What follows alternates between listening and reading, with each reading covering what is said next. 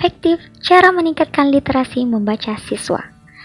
Literasi menurut National Institute for Literacy adalah kemampuan menulis, membaca, menghitung, sampai memecahkan sebuah permasalahan yang diperlukan dalam sekolah, pekerjaan, kehidupan sehari-hari, keluarga, dan masyarakat.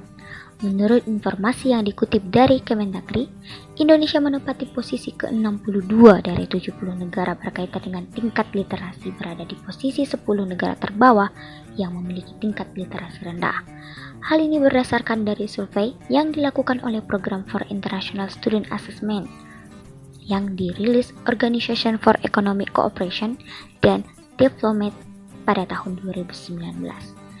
Berdasarkan data yang di atas, dapat disimpulkan bahwa sangat penting untuk meningkatkan literasi membaca siswa di Indonesia.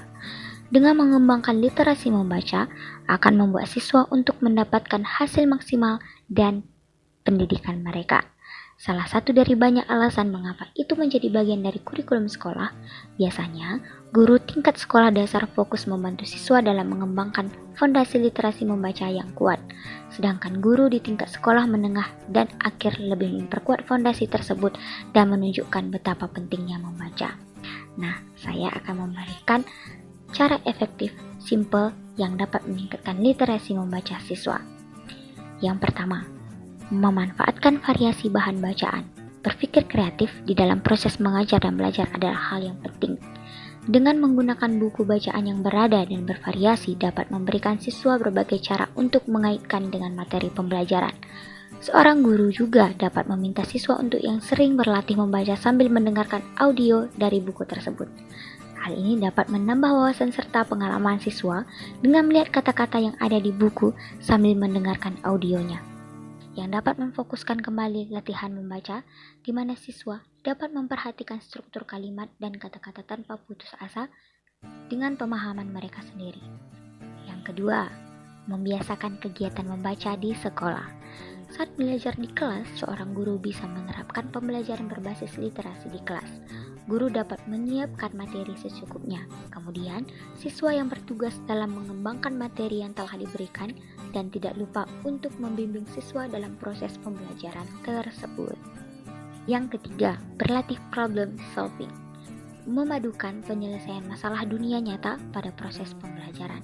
Guru bisa memberikan suatu bacaan yang mana siswa akan menulis dan menyelesaikan permasalahan yang diberikan dan dapat dibagi dalam grup kecil.